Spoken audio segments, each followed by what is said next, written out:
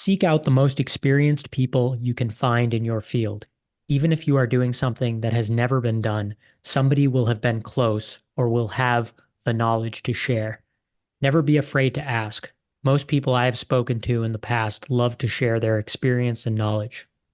Those are words of advice from Mike Jones to anyone attempting to sea kayak around Ireland. He is one of 30 or so people who have done it solo.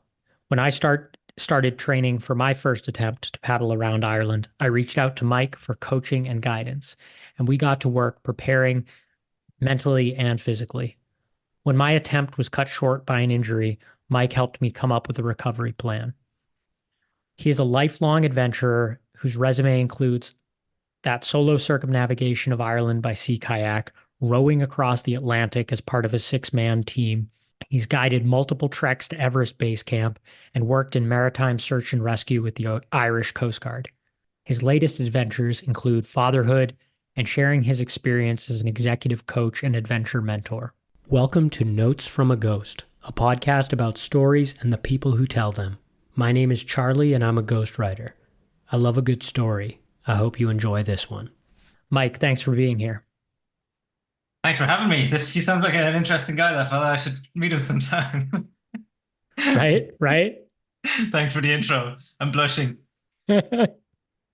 You've done a lot. Now that row, there was some sort of a world record associated at the time, but I forgot what that was. Yeah, it's one of those unbeatable records. We were the first crew of six to ever row an ocean. So more luck than anything to just happen to be the first crew of six, but still we get the certificate, and if you Google it, it's somewhere there on the internet. So unbeatable record. Was that a Guinness World Record? Yeah. It's on their website somewhere. You can look it up. Yeah, it's a little bit of fun, really, more than anything. We weren't particularly fast, but we weren't trying to go fast. We were trying to just get there safely, and mission accomplished on that front. And it was a hell of an adventure. When you came home from rowing the Atlantic, you had a really special and moving gift for your father. Um, Can you tell us a little bit about what your trips have meant to him, given his own seagoing profession? Yeah, so I suppose just a little bit of background on my family. My dad grew up, as I did, in the town of Cove in the south of Ireland. So most famous for being the last port of call of the Titanic. Notorious maybe for that. And my dad grew up on boats. All his stories. He's in his 80s now, and all his stories, from when he was in short pants were about him going out with his friends in boats and made his career in boats. Worked in dockyards, building ships, then went on to be a fisherman. So is absolutely steeped in the maritime history of the town. And yeah, encouraged us, I suppose, from a young age to get involved in the water. I fished with him as a teenager. I was a Sea Scout. Yeah, and he was always, I suppose, encouraging of those things. So for me to take on bigger challenges and bigger adventures like this, while terrifying for a parent for their child to take on things like that, there's also a sense of pride, I suppose, that I would attempt something like that and to be successful. Then, of course, they're both happy that I'm safe, but also proud that I've achieved. So while I was out there, my dad harassed, I would say, is probably a good word to use, my brother and brother-in-law, who were both in the naval service, in as their job, and they managed to source a chart for him of the Atlantic, a paper chart. Again, my dad is of a generation where computers and things are not natural. They're not digital natives, not even close. So each day he would take from our track, which we posted online, or our like daily position update, which they would see on some web interface. This is back in 2012, so it's not even as slick as it is now. We're 12 years on, or 2010 rather, so it's 14 years on now. So it was a pretty basic web interface. He would take the coordinates. He would then take them from decimalized degrees. So it's like 51 point something something something something. It's not degrees in minutes as you would normally plot on the chart. He used some sort of arithmetic that he created for himself to turn that into degrees in minutes and plot it finally onto the chart. So every day he would plot our position, and then he would measure that distance with his dividers. And he made a little He had a sheet of paper where he had all of the positions each day with the date and the distance that we covered, and then derived an average speed from that. So yeah, he presented me with that paper chart and the log, I suppose, or the route card that we had followed.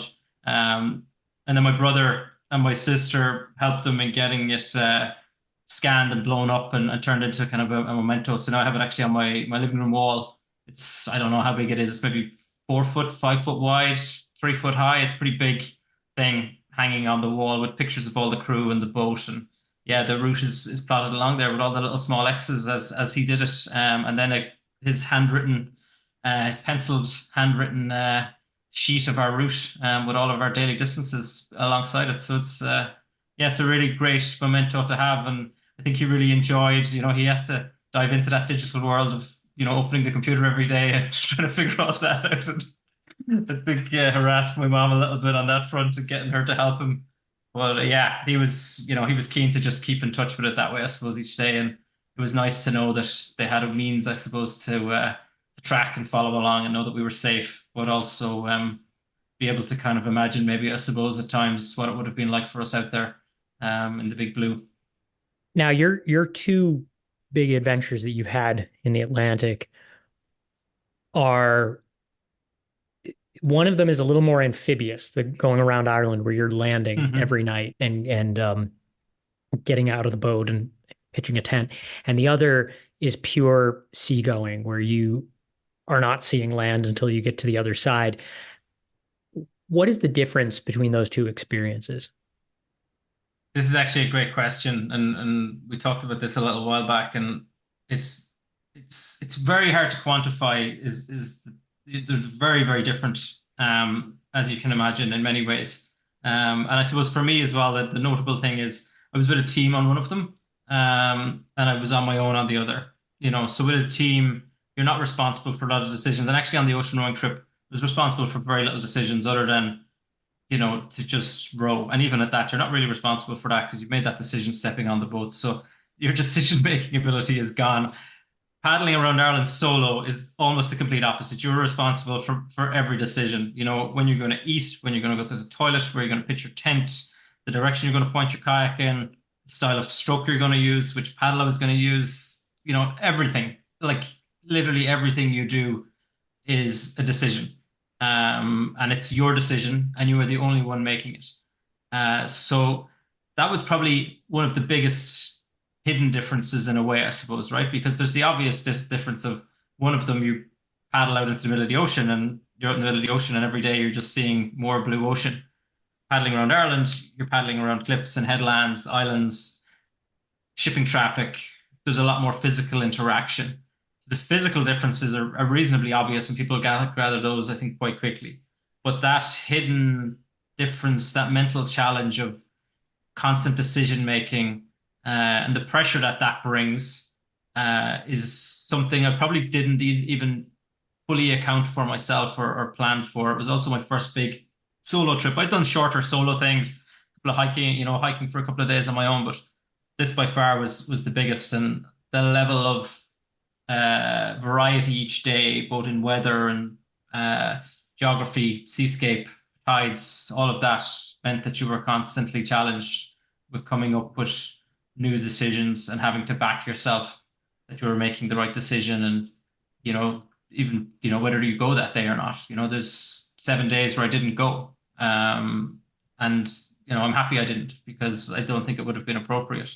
All the other days, I'm pretty happy I went. There's a couple that were definitely borderline.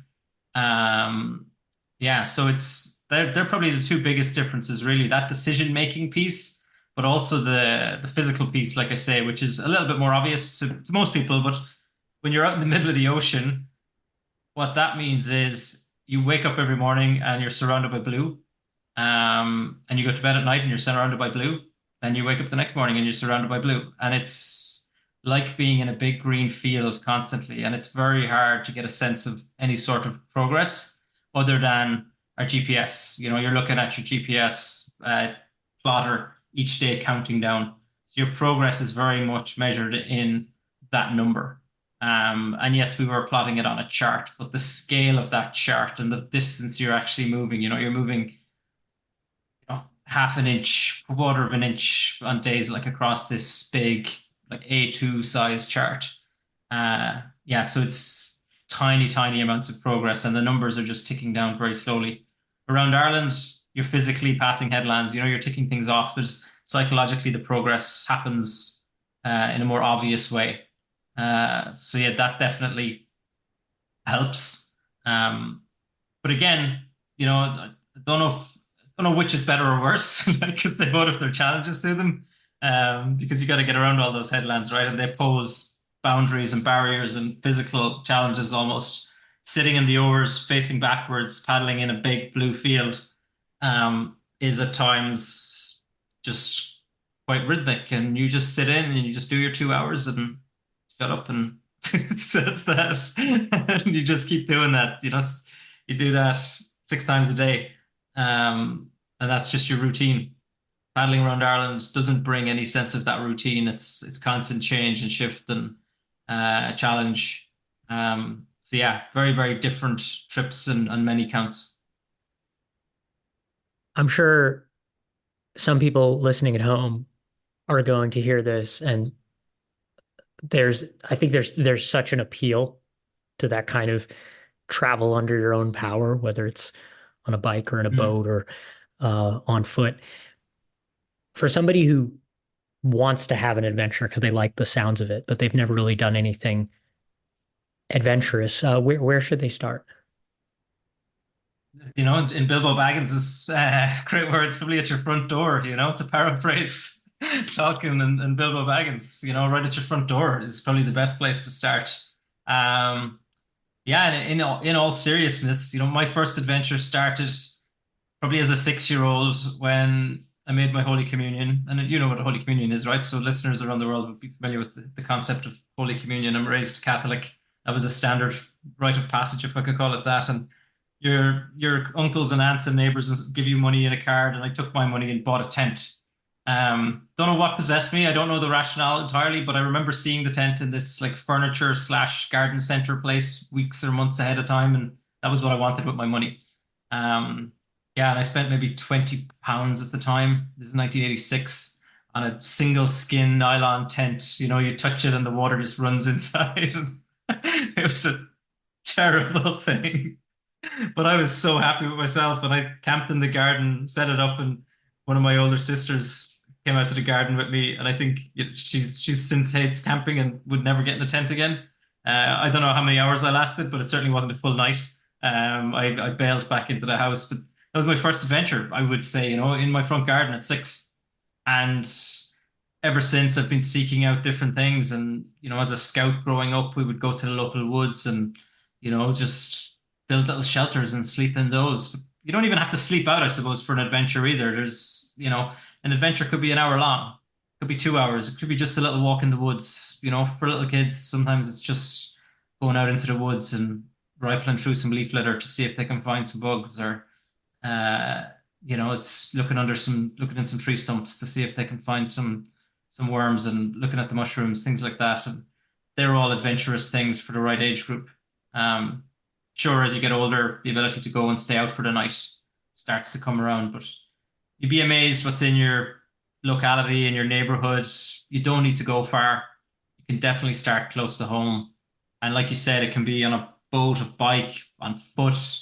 Um, yeah, and it can be, after work. I've done a few things where you just finish your day's work and used to live on a lake, and I just head off, camp on an island, and get up with the sun and next morning, the sunrise. And it wasn't a frequent thing now. This wasn't like 5 a.m. club stuff weekly, but back in work the next morning. And there's something very satisfying about being back at your desk the next morning, back in work the next morning, having slept out, and it's almost like a little secret thing that you have where you're sitting around your colleagues and you're like, yeah, I had a little sneaky adventure last night. Nobody here needs to know about it. But yeah, so like I say, it can be any length, any amount of time. There's a fantastic book, British chap called Alistair Humphreys. There's a book about micro adventures. He coined a phrase, micro adventures. I'm sure you're familiar with it, but if the listeners are looking for some inspiration, it's a great source of inspiration. And Alistair talks about all of what I just mentioned, and more, in terms of the types of adventures he suggests and has been on. And he's done some weird and wonderful things, including, I think, cycling around the world. So he's not short of some big adventures, but has sought out some small things as well. And the concept of a micro adventure is something that definitely appeals to me. To squeeze them into your everyday life. Doesn't have to be 6 weeks or 2 weeks or even, a night out. It can be just hours. And that's the beauty of it. With as soon as you add water into the mix, there's always going to be an element of danger. Same with Mm. mountains and all the rest. What is the comfort zone, and how can people expand theirs? This has a very specific meaning in adventure sports that isn't just like the kind of what's it called, like a pop psychology idea of a comfort zone. Yeah, yeah. I personally prefer to use as an author, and I don't think philosopher is probably the right word, but a chap called Colin Mortlock. The book is from the 80s, I think, maybe even the 70s, and it's called The Adventure Alternative. And he has a concept of adventure, the adventure zone. Um, and he starts off in what he calls the play zone, and play is the space where we're all kind of happy and comfortable. Play is that space where very little can really go wrong, and that's the place where most people are happy and probably our comfort zone, um, in many ways. And then he has this idea of an adventure zone, the space where we learn, the space where we grow. So people are probably familiar from business talks and things like that, where you have that circular concept, that kind of concentric circles of, your comfort zone in the middle and then outside of that. So, you've got that play zone in the middle where you're very happy, very comfortable, feel very safe. That's, bottom of your garden kind of stuff. But you're not really learning a whole lot there. So you got to go, to the local woods, to the local trails, maybe to find some adventure. And that's the place where you feel a little bit more challenged. And maybe that challenge is a physical challenge. So you're climbing a little bit higher, going a little bit further. Or maybe it's more of a risk challenge. You're pushing yourself to climb a grade harder if you're a rock climber, or to paddle a grade harder if you're a paddler on whitewater, or to um, ski a run harder. You're going from greens to blues, or likewise with mountain biking. Um, and that's that zone where you find flow. I'm full of all the buzzwords and the concepts. That's where most people will find flow, is somewhere in their adventure zone, and often on the edge of that, where you get that perfect match of your skill level with the challenge that you're undertaking. Um, there is risk present, which creates focus. There's physical challenge present, which helps create focus. And you just find yourself just in this time void flow state, where everything just seems to click, and it's a pretty magic place to be. It's a hard place to find at times, but it's a pretty great place to be. And then, of course, if you step a little bit further, you go to what Mortlock refers to as misadventure, and that's the place where we don't want to go.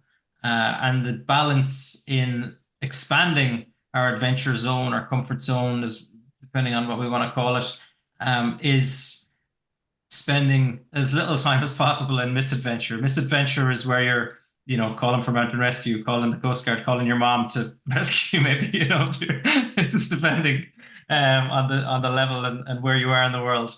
But occasionally you do need to, in order to find the line, sometimes you need to step over the line, right? So you need to have your safety equipment with you, have told people where you're going, all of those standard safety procedures that you would put in place, and will be recommended to you in any outdoor pursuit or adventurous pursuit.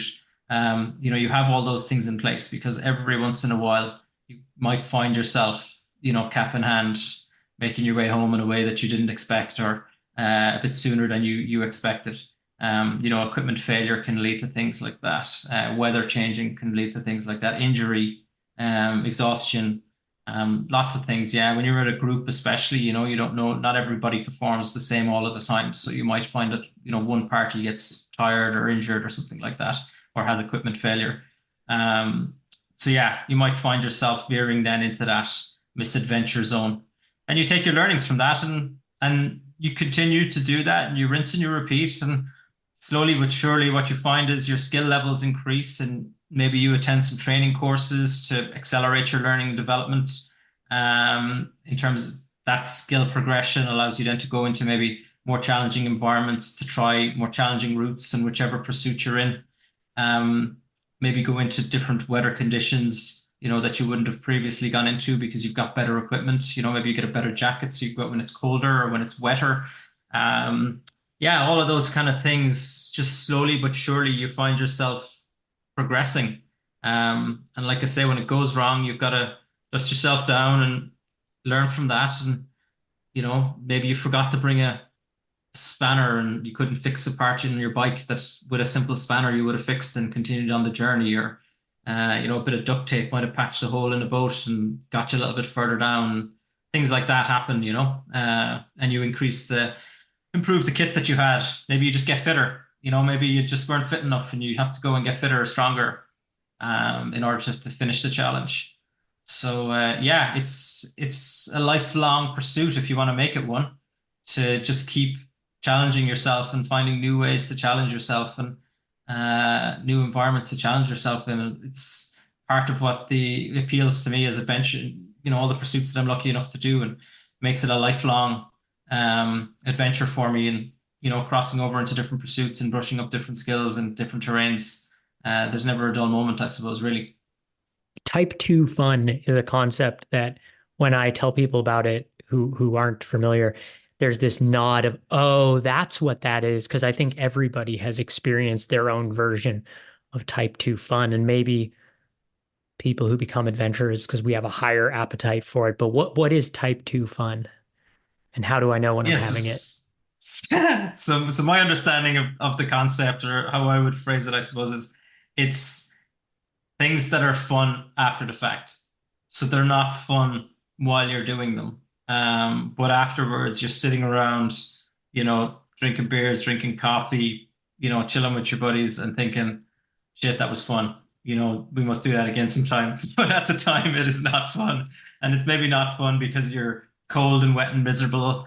It's not fun because you're gripped with fear on the side of a cliff. It's not fun for any number of reasons. You're exhausted and you're bonking because you haven't had enough food and you've got low blood sugar and you're dehydrated. It can be lots of those things. But come the recovery, the next morning, that evening, whatever it happens to be, a week later, you look back and you're like, that was fun, wasn't it?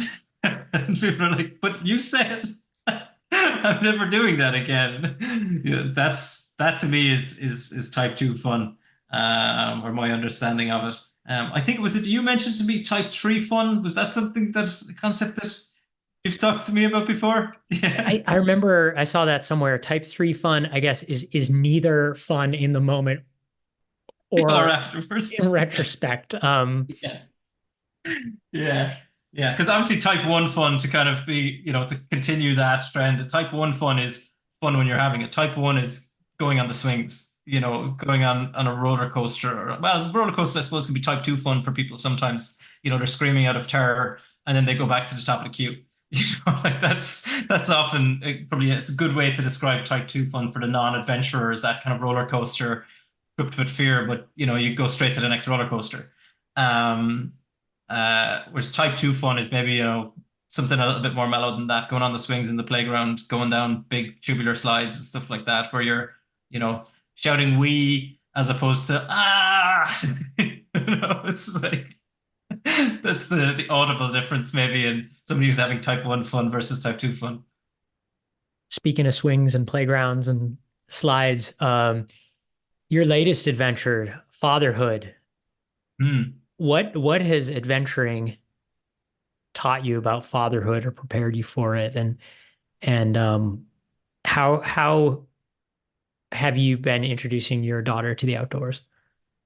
Yeah, so to take the first part of the question, I would have liked to think that some of the endurance and sleep deprivation and that stuff would have, in some sense, prepped me for all of the madness that comes with the first couple of years of a child's life and the sleeping and all of that.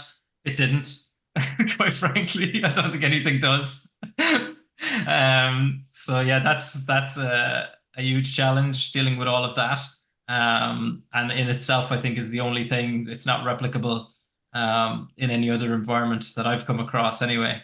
Um, but in terms of, yeah, how we're introducing Fia to the outdoors, it's always just been something we've done. We've never shied away from taking her outdoors. We were very conscious, I suppose, that we wanted to continue to be able to just even just walk around the local town here. You know, we're big fans of just getting out for a walk, and trying not to be in the car all the time, just to get some fresh air for ourselves, you know, for our own general health and well-being. And we didn't want to be stuck in the car all the time. So we bought the baby Bjorn carrier when she was first born, and you know, we used to strap her to our chest and have her tucked into a jacket. And one of the first pictures we have of her outside is her tucked in inside Kira's jacket, and we're actually feeding her a bottle inside in the jacket, you know, while we're on the move. You know, first kind of mid-air refueling, if you want to call it. It's and that was just always something that we did. And then we're lucky enough to have a camper van. So small kind of camper, and we use that just for day trips, and it's super because you can change nappies or diapers as you'd call them in there in a little bit more comfort. We've got a fridge and a stove in there, so you know we could boil water for bottles. We could keep things cool. All of that just enabled us then to be able to go for a day trip. You know, and that day trip wasn't exactly climbing mountains, but it was going to a park in the mountains and going for a little walk and just being able to enjoy the outdoors ourselves and not have Fia interrupt that too much and just slowly get her used to that. And when she started walking, she got a pair of wellies, and she went off this morning in her full rain suit and wellies to her childcare, and no doubt she'll be splashing in puddles. And when I go to pick her up in a little while, she'll probably want to jump in some more puddles. And that's one of the biggest challenges we have at the moment, is keeping her inside. She just loves the outdoors. She loves going out the back, just playing with water, out into the backyard, and we're lucky to have a little bit of space for her to do that. And yeah, and whether that's genetic or just something, I sometimes think it's just because we're comfortable with it, and I'm in particular comfortable with it, and we just dress her up and go out. And if it's raining, we just put her in a rain suit and her wellies, and we just go outside. And it's not like minus degrees here, it's 10 degrees Celsius, 7 degrees Celsius. And when she gets cold, she'll tell you and she'll want to come in. That's that. It's like you just play with her and listen to her. And last week, her hands got so cold, she wanted to put her gloves on because she didn't want to go in. So we put her gloves on, and then she put her hands back in the water. And of course, her woolen gloves got soaked, and her hands are still cold. So then she realized it was time to come back in. And she's slowly learning those things. Yeah, and it's great fun. And it's a walk in the woods is now turned into 200 meters to the first stream, stand on the bridge, throw sticks in the stream, and then not budge from there because she will just lose it. And it's not worth the fight. And eventually she might tire of that, and we go a little bit further, or she can go up into the backpack. We've got a bigger backpack now that she goes up into, and she loves it up there because she's got a great view of the world, and she sits up behind my head, and I can hand her back chocolate to keep her entertained. And yeah, she's even dozed off in that a couple of times on slightly longer walks. But just like I say, just slowly, gently introducing her to local parks, forests, and she just loves being outside. And the longer that continues, the better, as far as I'm concerned. And I'll always be the one to encourage it gently, never force it. And hopefully it's something that she has for the rest of her life. And I think, yeah, if she learns to love it at a young age, that's really important. And the last thing I want to do is force it upon her at any stage and have her resent having to go outside, or to go for hikes. I want to try and make it as fun and adventurous as possible for her. And that's the challenge for me, I suppose, is to make sure that she's always enjoying herself, and safe. Like the safety thing goes, without question. But as an outdoor leader, an adventure leader, a lot of those things are just innate in me. So I don't tend to mention them as much because it's the way I'm programmed at this stage. Being able to keep her safe. The challenge is often keeping her entertained and making sure she's enjoying herself, which the outdoors is an incredible ability to do if you just let it do its thing, to be honest. And that's something I've learned as an outdoor leader as well over the years, is if you actually just let kids create a safe space for them to go into the outdoors, keep them safe, they'll find ways to make fun. It's incredible what they'll do, seeing shapes and things, finding little bugs and insects. imagining things. They've got such vivid, fantastic imaginations, and if you just let them be, they'll just make fun. And it's a pretty cool thing to watch when they're just being creative and having fun. And you don't have to bring a bag of tricks and balls and ropes and things like that with you and trying to build and make things all the time. Sometimes it's just simply looking under leaves, picking up a stick and throwing it in the stream, seeing how far it floats down. Like it genuinely is sometimes simple stuff. And other times it's just looking around, listening to the birds, looking to see if you can find animals, see if you find some tracks. It's all there in front of you. All the things they need to be creative is often right there under your feet and around you, surrounding you. So you just have to embrace that and treat it as a natural playground, I suppose, that already exists. You don't need to augment it a whole lot. Mike, thanks so much. Where can listeners find you? I am on my website, mikejones.ie, also on Instagram, Mike Jones Coaching, and on LinkedIn as well, Mike Jones Coaching. So yeah, people can check me out there, see what I'm up to. And yeah, be delighted to hear from people if they're looking for some coaching, expedition advice, things like that.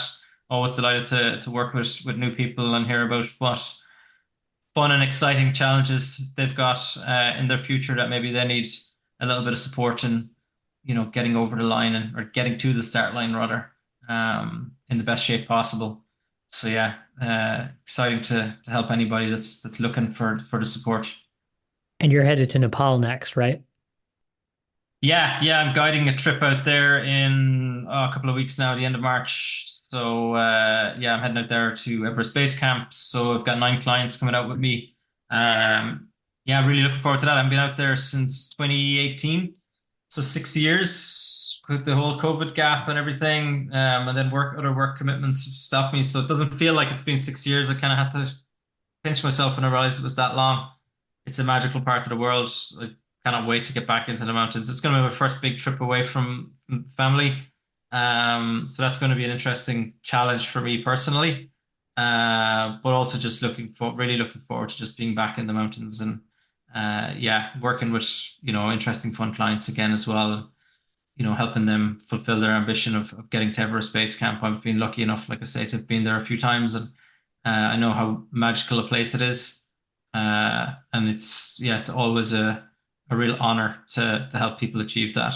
And it's something I'm very privileged to be able to do. So looking forward to having another opportunity to see those smiles on people's faces and often the tears in their eyes too, when they finally get there. Tears of joy. There's a joy. Tears of joy, Just important yeah. detail. There's a joy. Just qualify Well, safe that. travels, Mike. Cheers, Jerry. Thanks for listening. If you have an epic story, I'd love to hear it. You can find me at dailypros.com or on LinkedIn. My links and Mike's are in the show notes.